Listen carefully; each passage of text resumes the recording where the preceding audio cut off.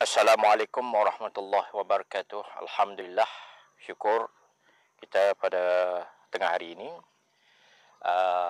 Hari ini hari Rabu 27 hari bulan April 2022.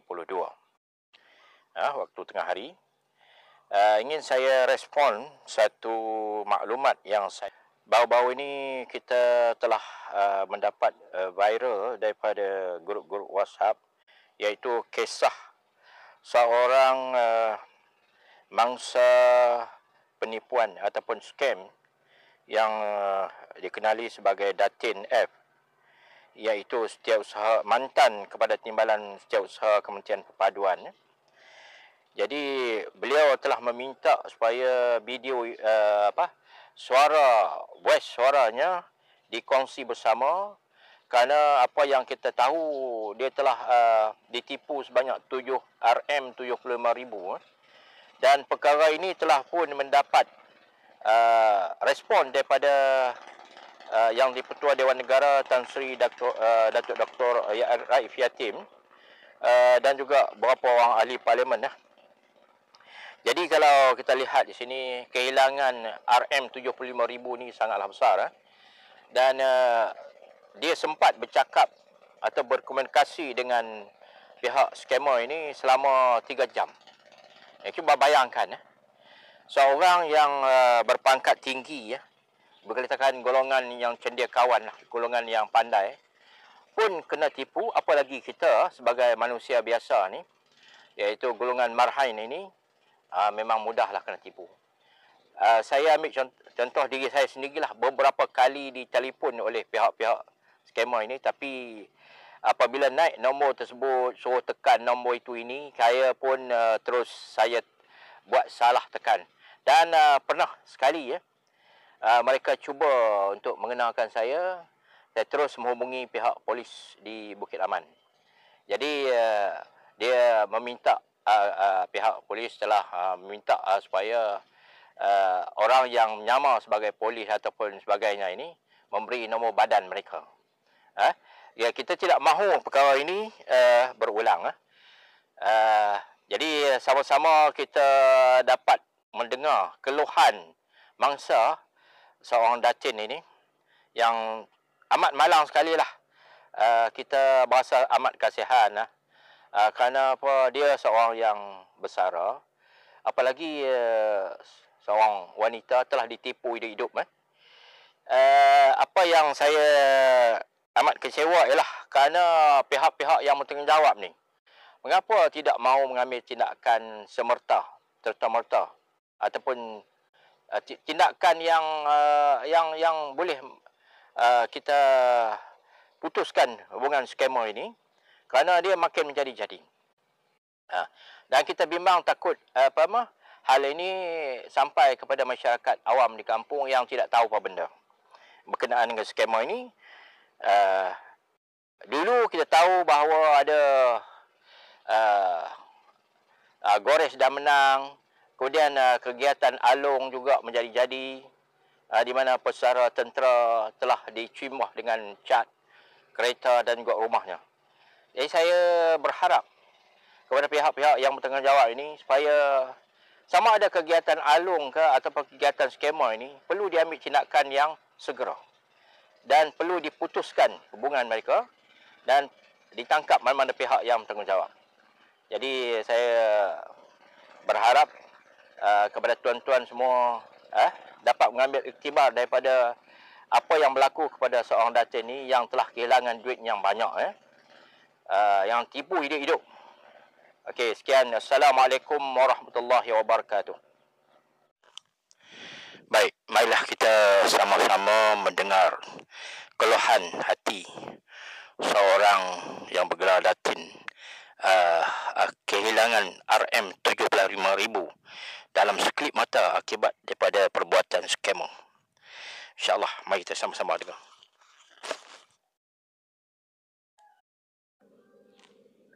Assalamualaikum semua. Saya nak bagi tahu dan saya mohon supaya kawan-kawan tolong doakan saya. Saya baru saja kena scam. saya kehilangan RM75,000 daripada akaun tabung haji saya. They are very, very terrible. Dia menyamar sebagai polis dan dia menyamar sebagai pegawai amla daripada bank negara. Hati-hati sangat kalau dapat message, dapat phone call, tolong jangan respon.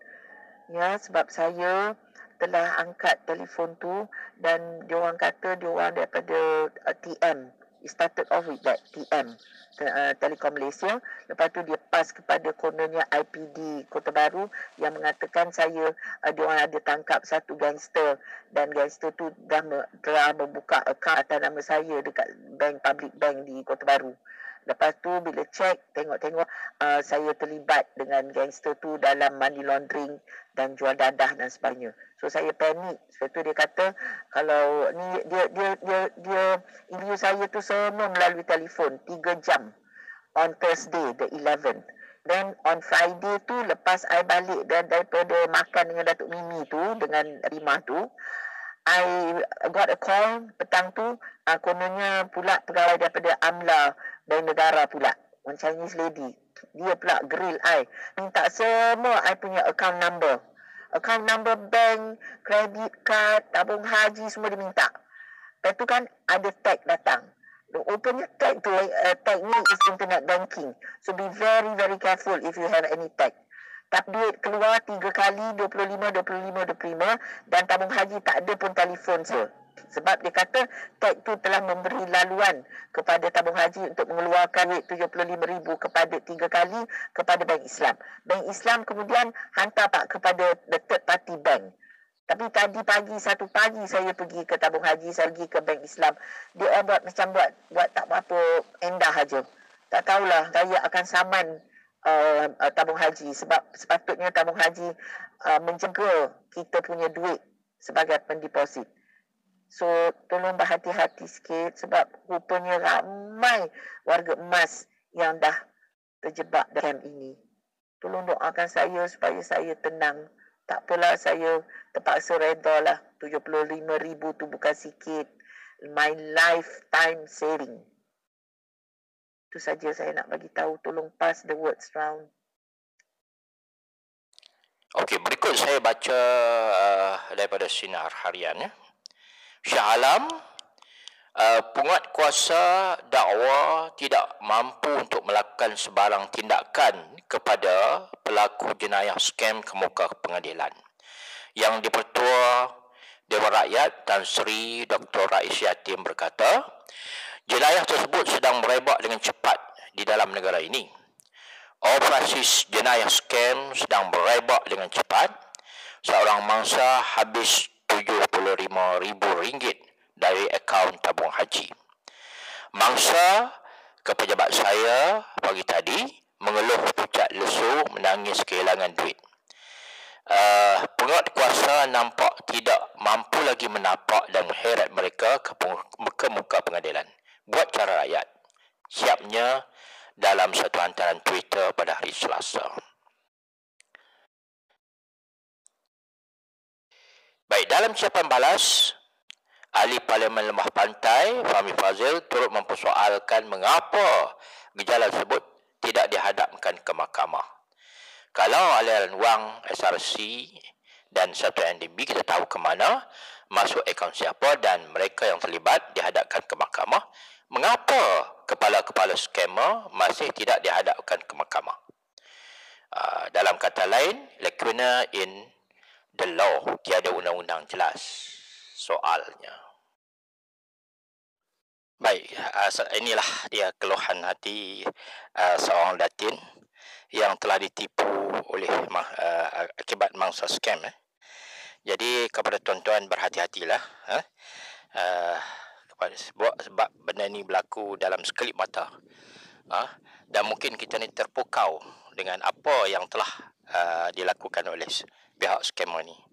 Mudah-mudahan Allah Ta'ala akan memberi ganjaran yang setimpal kepada mereka yang melakukan penipuan ini.